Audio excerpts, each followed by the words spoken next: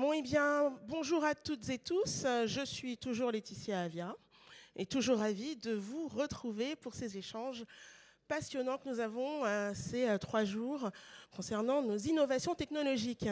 Alors, nous allons avoir un échange avec Benoît Tabaka qui apparaît à l'écran, qui malheureusement a eu un empêchement des dernières minutes et n'a pas pu nous rejoindre en personne, mais qui nous fait quand même le plaisir d'être là, connecté avec nous. Bonjour Benoît. Est-ce que, est-ce que vous nous entendez très bien? Parfait. Merci beaucoup d'avoir pu dégager un petit peu de temps pour échanger avec nous sur ces sujets qui nous passionnent, qui nous interrogent, qui nous interpellent, qui suscitent un petit peu tout de même de crainte, il faut bien le dire, surtout quand on entend ces grands termes qu'on n'arrive pas à définir. Intelligence artificielle, c'est un sujet dont on va beaucoup parler aujourd'hui. Puis finalement, on ne sait pas forcément de quoi on parle. J'entendais récemment Cédric Villani qui disait vous savez, l'intelligence artificielle, c'est pas grand-chose, si ce n'est qu'un algorithme un petit peu sophistiqué. Alors, qu'est-ce qu'on pense de tout cela lorsque l'on est secrétaire général de Google France? Et est-ce qu'on est en train de vivre ce moment charnière d'innovation technologique qui va bouleverser le monde? Ben déjà, merci beaucoup à toutes et à tous déjà de venir m'écouter, mais surtout, désolé de ne pas être là avec vous et surtout avec toi, Laetitia. On a tellement discuté, eu d'échanges au cours des dernières années que j'aurais bien voulu continuer à poursuivre toutes ces discussions passionnantes qu'on a eues et je pense que de toute façon, on en aura encore. Pour répondre à ta question sur l'intelligence artificielle, est-ce qu'on est face à une intelligence artificielle, quelque chose qui va bouleverser? La réponse est oui. La réponse est oui. Je vais te donner un exemple, et notamment un exemple qui vient de la maison Google. Il y a quelques années, il faut imaginer qu'il fallait quasiment une vie de chercheur pour essayer de décrypter la manière dont fonctionnent des protéines. Aujourd'hui, vous avez à peu près 200 millions de protéines qui sont connues dans le monde. Des équipes de Google, d'une équipe qui s'appelle Google DeepMind, se sont mis à rechercher, à savoir est-ce qu'on est capable de décrypter les protéines. Et la réponse a été de dire oui. Ils ont réussi à décrypter, de faire cette prédiction finalement de la manière dont la structure des protéines en version 3D peut se faire. Et aujourd'hui, ils ont développé une base de données qui est disponible librement, 200 millions de protéines. Elle est aujourd'hui utilisée par 1,6 million de chercheurs. En France, je crois qu'il y a 38 000 chercheurs qui l'utilisent quasiment quotidiennement, qui publient des articles de recherche. On se dit, bon, à quoi ça sert? Ben, ça sert par exemple à accélérer à l'époque tous les vaccins qui ont été utiles en matière de Covid. C'est ce qui est aujourd'hui utilisé. Il y a des équipes de recherche en France qui travaillent à élaborer des enzymes que demain, on va utiliser pour aller détruire tous les résidus de plastique qui traînent dans la nature ou qui traînent dans les océans. On peut imaginer aussi que ces outils-là seront utiles notamment pour détecter des nouvelles manières de guérir le cancer. Donc effectivement, on a atteint un tournant. Et c'est vraiment comme ça que l'on voit aujourd'hui l'intelligence artificielle, c'est un tournant scientifique. On va pouvoir rentrer dans des nouvelles finalement opportunités de recherche, de pouvoir trouver des solutions et finalement de pouvoir améliorer notre quotidien, notre vie de tous les jours. Deux autres exemples, je peux vous citer rapidement. Hein. Le premier c'est vous y penserez en sortant de la salle et en regardant le ciel. Quand vous regardez souvent le ciel, notamment du côté de Saint-Raphaël, vous voyez beaucoup, de ciel bleu, c'est assez rare ici à Paris, mais deux, surtout, quelquefois, ces fameuses traînées dans le ciel d'avion, ce qu'on appelle ce sont des fumées de condensation, des traînées de condensation. Ben, peut-être que demain, ces traînées de condensation disparaîtront. Il faut imaginer que, c'est un rapport du GIEC qui l'avait dit, les traînées de condensation aujourd'hui représentent quelque chose comme, allez, 30-40% de l'impact climatique du secteur aéronautique. On a des équipes de recherche chez nous qui ont travaillé avec des compagnies aériennes pour essayer de comprendre en fait pourquoi elles apparaissaient, pourquoi des fois elles n'apparaissaient pas. Et ils ont compris que c'était lié notamment à la chaleur résiduelle, à l'altitude prise par l'avion et autres. Et donc finalement, ils ont développé un algorithme qui permet de réduire, de diviser par deux finalement l'émission de ces traînées de condensation, donc derrière d'avoir un impact direct sur le climat. Et d'autres éléments, par exemple, que nous, on utilise aujourd'hui d'intelligence artificielle, c'est sur les langues. Quand Google Translate a été lancé, il y avait en 2015, allez, 44 langues. Maintenant, il y en a 150 à peu près qui sont disponibles. Notre objectif, c'est de pouvoir traduire 1000 langues. Et ces milliers de langues, de langages, ça va être grâce à l'intelligence artificielle et l'intelligence artificielle générative qu'on va être capable de rentrer dans ce nouveau champ. Et donc, 1000 langues, c'est derrière la capacité non seulement de pouvoir communiquer avec plus de gens, mais surtout, c'est quelque chose de nouveau. Imaginez une personne qui a des difficultés en termes de parole, qui a un handicap lié à la parole, c'est la capacité demain qui va lui être offerte d'entraîner son propre algorithme sur son téléphone. Et cet algorithme personnel qui va entraîner va lui permettre de faire de la reconnaissance de texte, c'est-à-dire de pouvoir parler à son téléphone, de pouvoir s'exprimer avec ses spécificités, ses particularités, et de pouvoir montrer à son interlocuteur ce qu'il est en train de dire. Mais c'est aussi, par exemple, on peut imaginer des personnes handicapées qui ont besoin de commandes vocales, c'est de pouvoir éduquer un outil de commande vocale à comprendre toutes ces personnes qui peuvent avoir des troubles de la parole.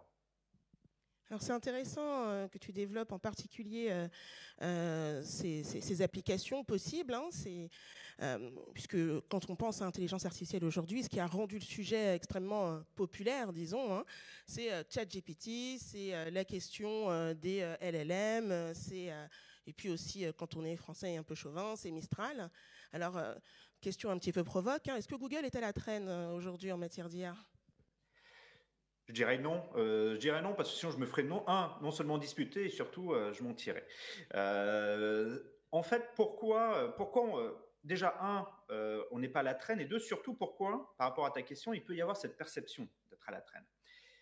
On n'est pas à la traîne parce que quand tu parlais de ChatGPT, le T de ChatGPT, c'est Transformer. Transformer, c'est un papier de recherche qui a été publié en 2017 par Google, qu'il a mis à disposition de toutes et tous dans la science ouverte, en open source. Et c'est ce papier qui a permis finalement de rajouter une couche beaucoup plus intelligente sur ce qu'on appelait auparavant l'intelligence artificielle. L'intelligence artificielle, c'est pas nouveau. Cédric Villani, que tu citais, a totalement raison. C'est juste de dire, ce sont les algorithmes qui permettent de traiter massivement de la donnée, de pouvoir tirer des choses de la donnée. Ça fait des années que ça existe. Nous, côté Google, je parlais tout à l'heure de Google Translate, ça fait maintenant plus de 12 ans que ces outils-là tournent déjà à l'époque sur l'intelligence artificielle. Avec les transformers, avec ce fameux T de ChatGPT, c'est finalement la capacité de développer une nouvelle manière d'interconnecter des informations.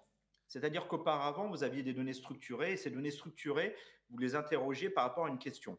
Là, dorénavant, il faut imaginer que l'intelligence artificielle fonctionne sur des données déstructurées. Elles ne sont pas organisées, rangées dans une base de données, mais au contraire, ce sont une sorte de réseau neuronal qu'on va avoir se développer, et entre lesquels on va créer des connexions. Et donc, ça va être des concepts entre eux qui vont être connectés, et ensuite, c'est ce qu'on appelle l'intelligence artificielle générative, de prédire finalement une connexion entre les deux. Et c'est ça qu'on a publié en 2017. Donc effectivement, depuis, on a avancé, on a publié énormément de papiers, et surtout, nous aussi, comme d'autres, on a mis à disposition des modèles. Le dernier qu'on a annoncé, c'est Gemini, qui aujourd'hui, quand on fait un peu l'étalonnage, est sans doute un des modèles qui est les plus avancés. Mais par rapport à ta question de se dire, mais on a un peu l'impression de voir un Google en retard. L'approche qu'on a eue, et ça c'est quelque chose qui va aussi faire écho à toute la discussion qui était juste avant, c'est qu'on a conscience d'une chose, c'est la puissance que représentent ces nouveaux outils, ces nouveaux modèles en termes d'intelligence artificielle. J'ai expliqué, j'ai donné 2-3 exemples, ça peut changer beaucoup de choses, positivement.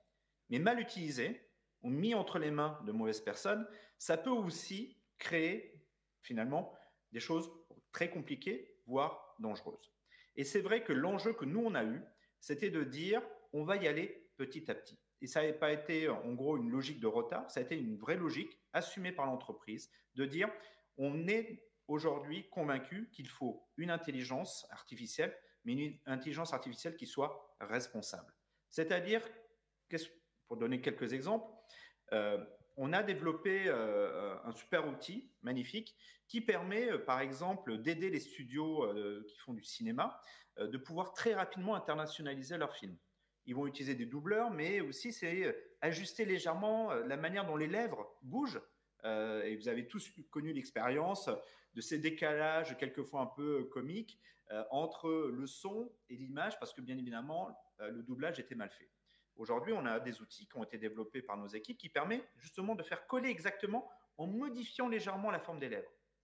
Génial pour un studio parce que s'il veut internationaliser, il peut très rapidement mettre sur un marché étranger son film.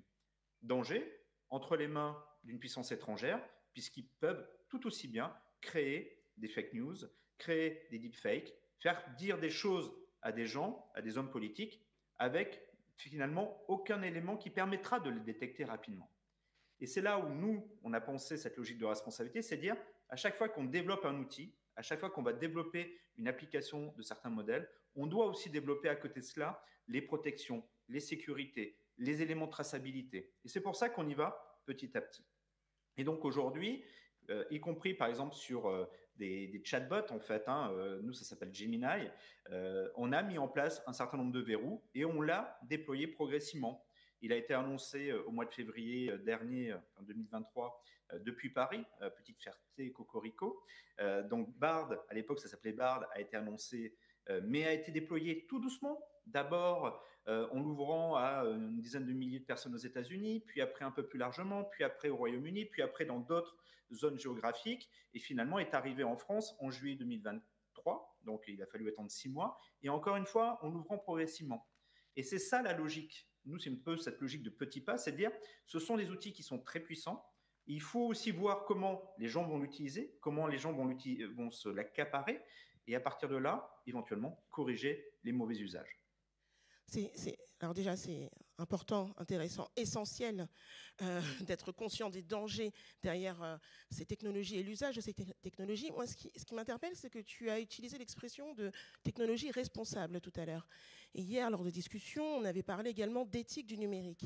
Est-ce qu'il n'y a pas quelque chose d'assez paradoxal, l'idée d'utiliser des termes, des valeurs qui sont censées se rattacher à l'être humain pour parler de technologie? Et est-ce qu'on n'est pas en train, quand on fait ça, en train d'alimenter d'autant plus ce risque de voir une technologie supplanter finalement les capacités humaines et ensuite, si on va en plus un peu plus dans de la technofiction, remplacer l'homme? L'humanité est-elle en danger? Je ne crois pas, moi, à la théorie du grand remplacement, quelle qu'elle soit. Et effectivement, en l'espace d'intelligence artificielle, ça ne marchera pas. Pourquoi, quand on parle d'approche responsable en matière d'intelligence artificielle, c'est quoi derrière? Ça veut dire juste un message, c'est l'homme doit toujours être au centre. L'humain doit toujours être au centre. C'est-à-dire que on entend beaucoup parler des risques que peuvent, par exemple, faire porter l'intelligence artificielle aux salariés. Ce qui est vrai, et il faut tout en fait l'anticiper, c'est que pas mal de nos tâches quotidiennes, quand vous êtes salarié, quand vous êtes, j'allais dire, même en dehors de votre vie professionnelle, vont être impactées par l'intelligence artificielle. Vous ne le savez sans doute pas, mais c'est déjà le cas. Quand vous prenez votre smartphone et que vous êtes en train de commencer à écrire un message, une réponse, on commence à vous suggérer des mots, voire des phrases. Mais c'est déjà l'intelligence artificielle qui est là. Mais donc vous gagnez quelques microsecondes, mais microseconde après microseconde, ça commence à faire un peu plus de temps. Et même chose sur le lieu du travail, vous allez avoir des outils qui vont vous proposer des outils d'aide à la rédaction de messages, à la mise en forme de documents, à la préparation de présentations, etc., etc. Et donc, effectivement, il faut imaginer que beaucoup, dans nos vies quotidiennes, beaucoup de nos tâches vont être aidées, assistées, d'une certaine manière augmentée grâce à l'intelligence artificielle. Mais ça veut dire aussi derrière qu'il faut former les gens à se préparer à ça. Quand moi je regarde sur le moteur de recherche, j'en connais un grand, ça s'appelle Google, mais si vous regardez à peu près sur la dernière année, le terme formation IA a explosé, je crois, en termes de nombre de requêtes, de 253% en un an. C'est-à-dire que d'un seul coup, tout le monde se dit oui, il faut que je me forme à l'IA. Et oui, il faut que tout le monde se forme à l'IA. Pour justement, revenir à ton point, Laetitia, remettre l'humain au centre.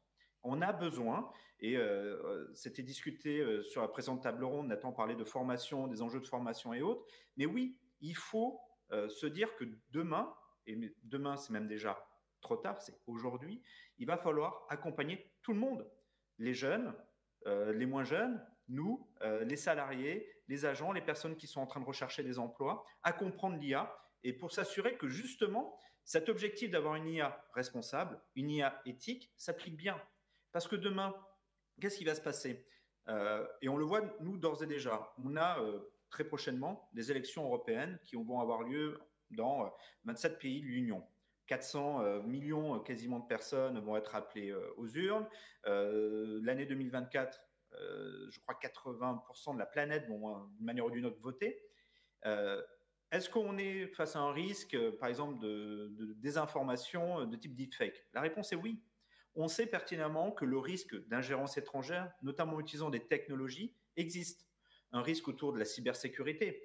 Un risque également en termes de diffuser de la fausse information en utilisant des technologies comme ça, un peu plus innovantes. Et donc, face à cela, il y a plusieurs parades. Il y a les parades que les différentes plateformes vont pouvoir mettre en œuvre, de détection, de labellisation, de suppression de ces contenus-là. Nous, pour rien vous cacher, on a déjà détecté des deepfakes, mais pas forcément liés à des ingérences, hein, d'autres candidats qui veulent s'amuser avec un président de la République ou avec d'autres leaders de l'opposition et qui développent effectivement des deepfakes. Mais il faut informer les gens. Et ça, il y a une part de responsabilité côté plateforme et qui pleine et entière. Et ces plateformes-là, quelles qu'elles soient, doivent prendre leurs responsabilités aussi.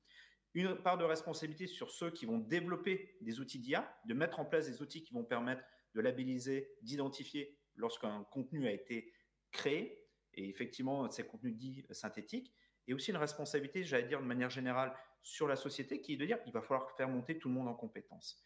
C'est-à-dire que quand demain, vous allez, vous, toutes et tous, être exposés à un contenu, de pouvoir, à un moment, il y avait une question juste avant sur l'esprit critique, se poser la question de se dire, est-ce que je suis face ou pas à un deepfake? Est-ce que je suis face ou pas à un contenu synthétique? Et à partir de là, sans doute, non pas douter de tout, mais véritablement avoir une culture finalement de ces technologies. Et c'est quelque chose qu'il est important très rapidement de diffuser dans la société. Et oui, développer l'esprit critique, c'est un enjeu essentiel. Je prends encore quelques minutes pour poursuivre sur ce point. Notamment tout à l'heure, tu as indiqué qu'on gagne du temps. On gagne du temps, mais on perd en capacité de réflexion parce que forcément, le cerveau prend la solution de facilité. Et quand on lui suggère une fin de phrase, il va prendre cette fin de phrase. Donc dans cette période où on est vraiment en proie finalement à des facilités technologiques, mais en même temps aussi à une surcharge de l'espace informationnel qui vient de tout ce que l'on reçoit en termes de notifications, d'informations, est-ce que tous ces éléments d'aide à la décision, finalement, ne sont pas en train d'amoindrir aussi nos capacités intellectuelles? Un des concurrents que je ne citais pas disait, finalement, l'IA, c'est ce qui va venir nous aider à gérer notre surcharge d'informations. Moi, je trouvais que c'était un petit peu un discours de pompier pyromane. Moi, je ne suis pas convaincu qu'effectivement, ça va venir aider à gérer cette surcharge. Ou plus exactement, ça va permettre de pouvoir l'affronter. C'est-à-dire que, par exemple, grâce à des outils d'IA, quand vous allez, tu le disais, Laetitia, on est soumis à énormément d'informations qui viennent. Imaginez, après une journée de travail, vous ouvrez votre boîte email et vous avez des centaines d'emails qui sont arrivés. Par exemple, des outils d'IA vont permettre d'essayer de prioriser, de dire tu devrais regarder d'abord cette partie-là, ou voilà en fait un résumé, et ce qui permet d'ores et déjà en quelque sorte, on va dire, de s'échauffer le cerveau avant d'attaquer la réponse à l'email. Donc effectivement, moi je suis plutôt dans une logique où l'IA va venir nous aider, et surtout quelque chose par rapport à ton point. Oui, bien évidemment, on parlait juste pareil avant sur la table ronde précédente d'élèves qui allaient faire un copier-coller grâce à du chat GPT et autres. Bah, très bien, ils vont faire du copier-coller. Ils ont gagné du temps. Après, la question, c'est de se dire qu'est-ce qu'ils font de ce temps-là? Est-ce qu'ils utilisent ce cerveau pour aller faire autre chose? Peut-être. Mais si on place pour nous, à notre quotidien, ce qu'il faut imaginer, c'est que dégager du temps sur des tâches, effectivement, qui ne sont pas hyper intellectuelles, qui sont nécessaires de faire, mais qui ne sont pas celles où on va apporter de la valeur et de la valeur humaine, c'est-à-dire du savoir, de l'intelligence, de la réflexion, de l'éthique. Ben, si on arrive à se dégager du temps pour justement apporter ces valeurs humaines, là, c'est vraiment l'élément clé. Et c'est tout l'équilibre à trouver.